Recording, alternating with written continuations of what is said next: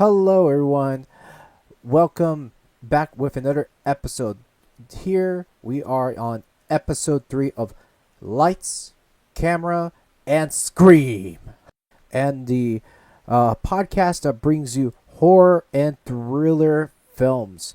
And something I've wanted to go back and get into this podcast.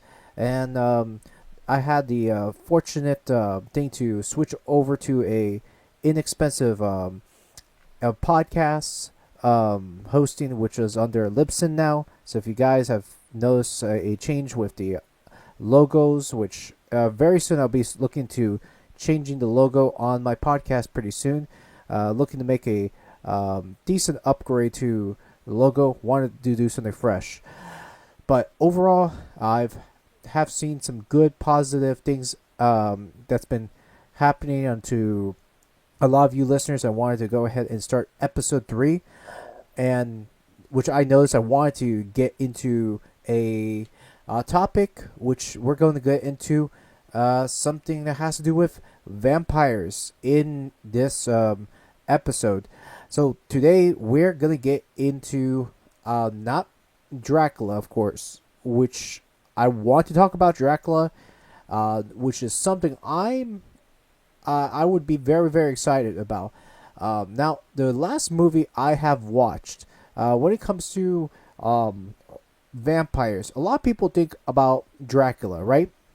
Now, that is true in that extent because Dracula is another popular film, which is based off a novel written by a Irish a Irish writer, which super famous for. But however, I will get into Dracula in a future episode. Now this time we're going to talk about the very first vampire movie, and I know and not everybody knows about the film, not Nosferatu. Now many of you have, and I'm sure because of Nosferatu, that has recently have been in the spotlight for many months ago. I will say though, at least that as someone myself, even last year when it came out on Christmas Day, I was stoked to get to see it and watch it. When it first came out theater on Christmas Day, nothing happened at that time, and I was free from work, and I gotta say though, my hopes and excitement couldn't be far from better. Now, if you want to know what I'm talking about, is the 2024 version of Nosferatu. Now, I will say that I did watch the original Nosferatu of the 1920s, the silent film expression, and I will say that while I did watch the black and white version beforehand, it's cool. I will say that was really cool to get into the movie, the old school version of that film alone. I gotta say though, that movie, I will say back then, even though the only thing that had to do with sound was probably music, and that was really much the only thing that you're able to hear. As far as voice, I mean, the technology for films back then wasn't something that a lot of people think that, okay, how good was the 1920s compared to the modern day Nosferatu storytelling, which was told by Robert Eggers, which was the person that wrote the 2024 version of this. Well, I'll tell you right there too, is my hopes on that movie was super high, and I will say that it was great, and so I will talk about the film continue on, but first I want to go on to the story and in-depth of Nosferatu, and I'm sure that not many of you know about the behind-the-scenes story on this film. And looking upon this too is that, well, not many of you guys know, but Nosferatu, the 1922 version of this one.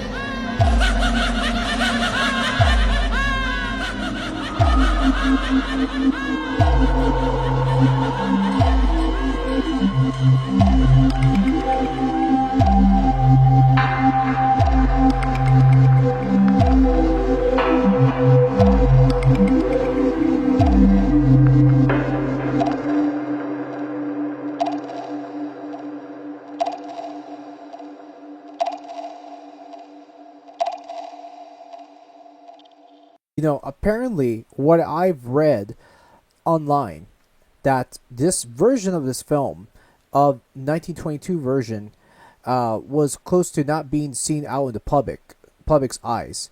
And what had happened during the time, when it was released out in Germany, and which was this was the original, the film that was being, that even though it was released in Germany at that time. However, the production was basically in production hell at the point where, even though they've had inspirations coming from Dracula, even though the directors knew themselves that they didn't have permission to create Dracula, because they would have to have permission going through Dracula's wife at the time.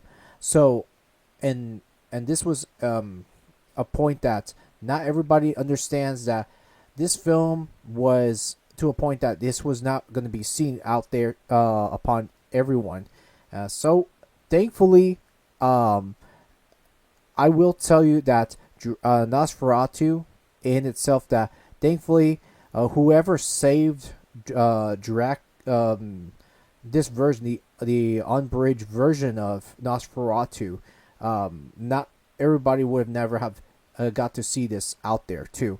However, I will say in details on this film that 1922 version of Nosferatu, I will say that I will make an episode detailing this, that in long form at some point too, because the explanation is really long, if to even explain this in one sitting and one point of this, in this episode. But for me, the main focus, I will say that thankfully the preservation of this film, at least we got to a point that many decades later and years later, we got a amazing version of Nosferatu 2024, directed and written by Robert Eggers, his version of the film.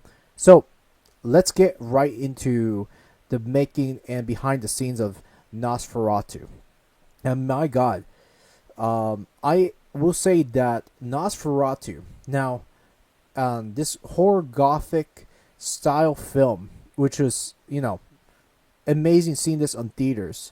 And I will say that the contrast and everything that you go out and seeing this film right there, and way they filmed this film, or even with Nosferatu, and the way they've done this, and I will say that for one, Robert Eggers, I haven't had too much experience with the director when I first heard about Robert Eggers doing Nosferatu, and I had to go to his back catalog of what he did in the past. So, as far as filmmaking, before he did filmmaking, he did some shorts. Apparently, so the short films that he did before he did like big films, was the short films was Hansel and Gretel, A Telltale Heart, and to 2015's Brothers. That's what he did before doing feature films, such as 2015 The Witch, 2019 The Lighthouse, which I recommend those of you that haven't checked The Lighthouse, which I would recommend anyone watching this. And believe me when I say that The Lighthouse is fantastic. It is one of his best films in my opinion too, which I will go out and talk about it in another episode too. The Lighthouse, which, holy cow, great stuff. the Northman. I love the Northman as well, and the late then the latest one, um, which is Nosferatu 2024 version. So let's get on to Nosferatu. Now there was a lot of the cyan filters being that's I would say used in this film, and how they've done this film for Nosferatu in general was, in fact, a lot of it was done so well. And now the behind the scenes on this film, where it was filmed this time around, which the film was taking place in Chechnya. And now, for those of you that don't know about this particular, location and where it was filmed at that point, and to go behind the background of this, right there, Nosferatu was shot on 35 millimeter film in color by cinematographer Jarin Blasviak, which I hope I've got that last name correct, adopting a saturated look using special filters. Principal photography began in the Czech Republic on February 20th, 2023, with filming taking place at Berodov Studios in Prague by March. Later that month, the crew was shooting on location at the 14th century Razmitov Pod Trimisiv Castle in Razmitov Pod Trismativ Pre Steinzin Castle. Anyways, I butchered that name, and so sorry if I did. But anyways, this is the location that was taking place. And by the way, giving you a bit of history right there too. Bravandov Studios. Now, if you guys don't know where it is, like it's in Prague, and that studio have had a very very long history of filmmaking, which goes back in 1931, and it's incredible because it's not just horror films that this location, not at all. I mean, in fact, this location, it's had so much history of movies dating back in the 1940s, 60s, 70s, 80s, 90s, and even through modern times as well. So you've had many films taking place in Randolph Studio. So it's a really cool studio. I've read upon this too, even many months ago, which I recommend you guys check this out, even your spare time. And so continuing on here to on this article, to prepare for Count Orlok, Strasgard lost a significant amount of weight and refusing to have his voice digitally modulated. Worked with the Icelandic opera singer Asred, and I can't even pronounce that name, Asgerov. I'm gonna just say that too, to lower his vocal range and character, incorporating a monotone throat singing into his lines, and spent about up to 6 months a day having prosthetic makeup applied to Scarra's liking. His experience to conjuring the pure evil. Halt said he felt real fear when wolves on set had been strained before filming chase scenes with him. The film makes use of several custom-made props, some of which were kept by the actors after filming. Eggers gifted Depp and the prop of Ellen's locket, and Hunded kept and framed Orlok's prosthetics penis worn by the Sargards in the film. Holy cow. So there's a lot of depth right there, which is incredible how much they've gone through with the making of Nosferatu. And in my opinion too, this is one of the best films I've ever watched, in as far as cinematics go. And what I can tell you is that this this director, Robert Eggers, and probably I'm just boasting this out there, that even with everything that's and this may sound a little bit too much right there, and for me to say this is that Robert Eggers is a truly gifted writer and director, and for the films that he's done right there, even though I have not got around to The Witch, which I will get into at some point, but this guy is one of the best directors I've seen.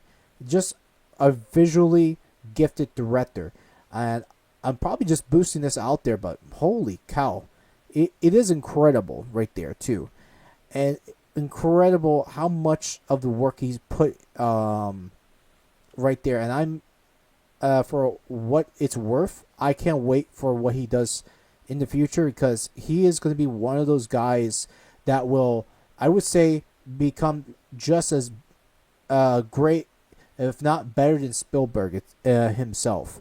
Which I know it's a bit much right there, but he's done a lot of good. And as far as I'm seeing right where he's at, but yeah, I can't wait what he does next right there. Now let's go ahead and talk about the film itself right there, because I haven't gotten too much on the story details too. Now going through the synopsis of the film and where we're at right here. Okay, so the plot right here takes place in the early 1800s. A young girl named Ellen prays for a companion to ease her loneliness. This inadvertently summons the Nosferatu, Count Orlok, forging a psychotic link between them, which triggers her seizures. In 1838, Ellen has married Thomas Hutter, and the couple lived in the German town of Weisburg. Thomas accepts a lucrative commission from his employer, Herr Nock, to sell the decrepit Gunwald manor to the reserve Count Orlok. Ellen relates her nightmares to him, seeing them as a bad omen, and pleads for Thomas to say, but he gently dismisses her concerns. He leaves her in the care of his wealthy friend Frederick Harlington and his wife Anna, along with her two young daughters, Clara and Lucy. Arriving at the hamlet at the Carpathians in the Transylvania, Thomas is shunned by the locals. He manages to rent a room at the inn, and is warned by the old woman not to visit Orlok. That night, he witnesses a group of Roma exhumating and stalking an alleged vampire's corpse, which gushes blood. He wakes up to the hamlet deserted and his horse gone. Thomas continues on foot until an unmanned carriage carries him to Orlok's castle. Upon their meeting, the strange and menacing Orlok forces Thomas to complete the property sale. Orlok demonstrates the nature abilities that unsettles Thomas. The following night, Orlok deceives Thomas into signing the document dissolving his marriage to Ellen, and takes his locket containing a lock of her hair.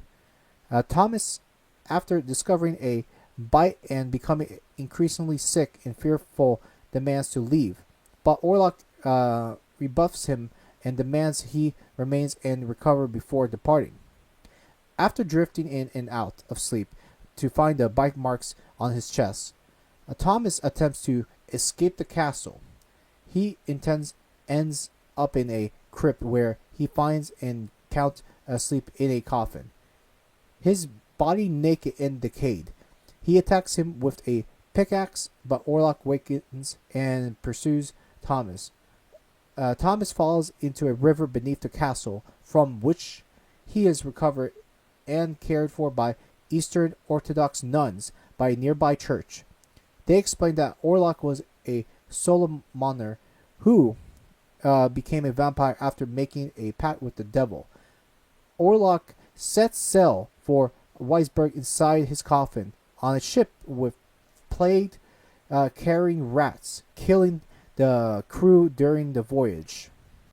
For those of you that are listening in on the details, apologies for the very disturbing details in advance, because the I would tell you that the plague carrying rats were one of the big details in this film. So if you're really thick skinned right there, this, I would say that this will make you feel like really gross in the inside. And I don't recommend anyone viewing this film that are very touchy, especially with when it comes to rats right there. And I would say that I myself hate rats right there. And yeah, so there are plenty of disturbing details what I will go about right there. But however, I will leave the viewers on this to your imaginations right there too, because I won't give out a lot of details if you have not watched the film, even though I have watched it, and I'm not going to say too much spoilers moving forward right there too, because I will say that remain for what it is. There are tons of spoilers what I will bring out right there. And like I said, you've been warned, and I won't warn you guys anymore. So if you haven't gone this far yet in this podcast, go out and check out the film itself right now. So continuing on, during Thomas's absence, Ellen, under Orlok's influence, becomes possessive and begins suffering from seizures, sleepwalking. Dr.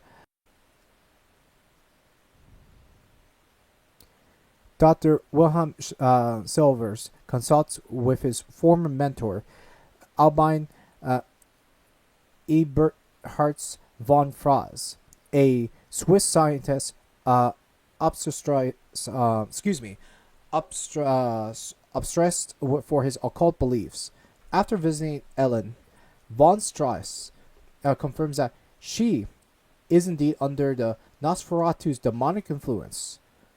Though the Harlings are skeptical, Nock is institutionalized after killing and eating sheep raw. Slivers and von Franz research Nock's office, believing he serves the Nosferatu, who they discover is Orlok. Von Franz later reveals the one constant method of killing the creature. The Nosferatu must return to the earth in which it was buried.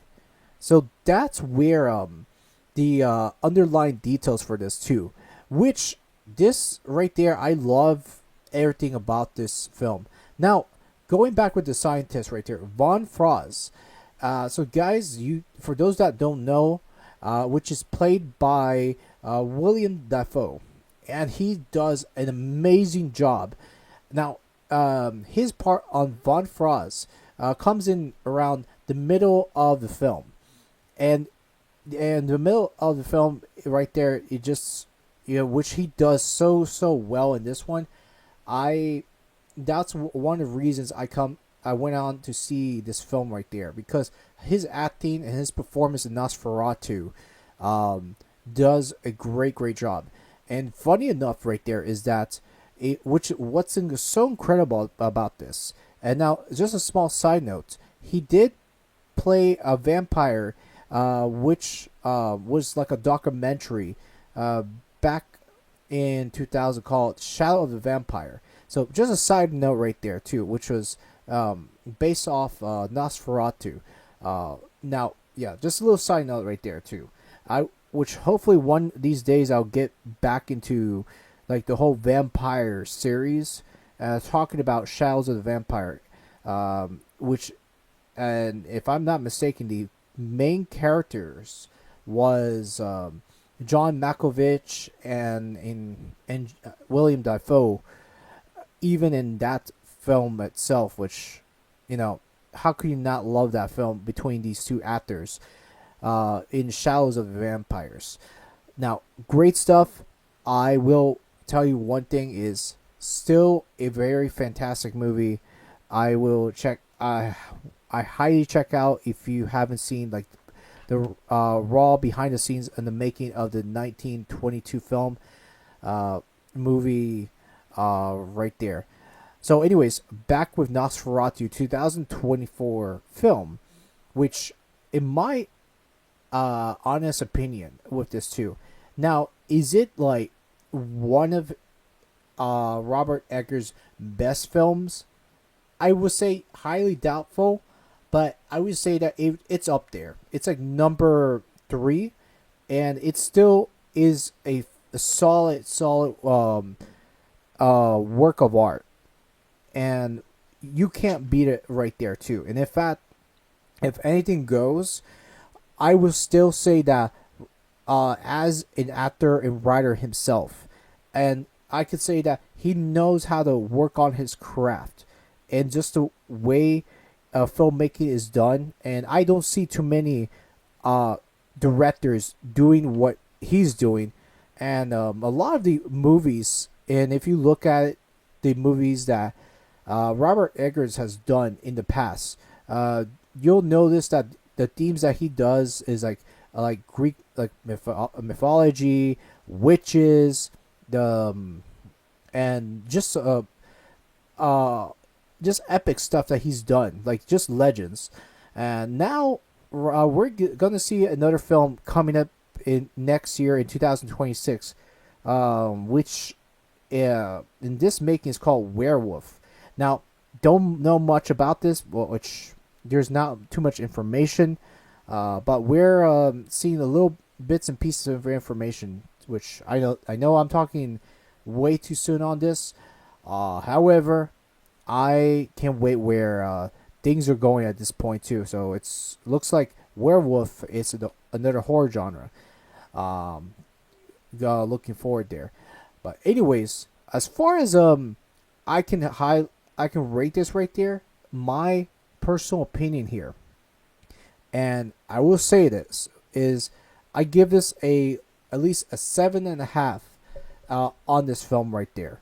Now, I would say the one point of this film, I will say that the movie in the atmosphere of this, even though it was, I've watched this over at a local AMC back in December in Christmas time. One of the aspects I would say is that this film can be very, very dark, and it was hard to see the creature. As far as Count Orlok, the vampire, it's very hard to see in details, but you'll know that you're gonna love this film, regardless.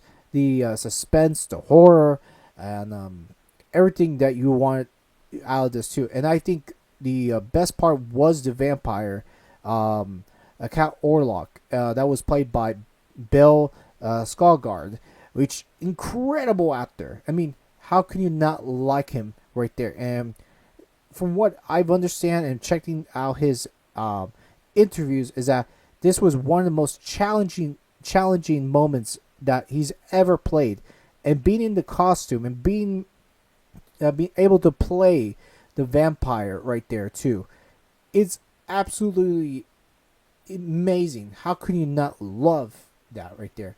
But with that being said, yeah, that's my review on this and my overview upon Nosferatu. Now, I will say that it's definitely a great movie. If you're into very gothic, very much into that aspect of films and into the vampire genre, you're definitely gonna enjoy this too.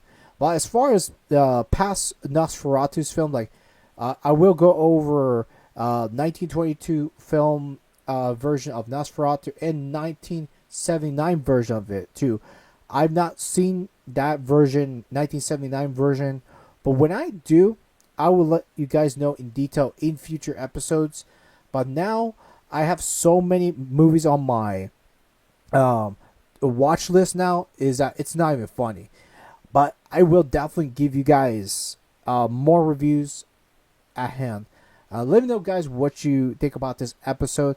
I know I've cut this really, really short, and for me, didn't want to go over too much detail and bored you, but I definitely wanted to give you a bit of a synopsis of the film itself. But anyways, guys, Leland Gray out. And if you want to hear more episodes like this, please be sure to follow on Apple Podcasts or subscribe wherever you're listening to me on your favorite podcast platforms of your choice. So, with that said, we're going to get into more details.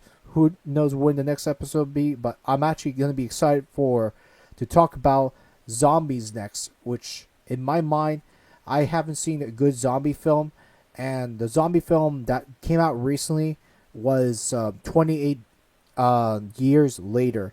And I do want to get over on the zombie genre in general, and that's going to be the next topic I want to go over. So stay tuned for more on that. Please be sure to subscribe if you want to listen to more of this podcast.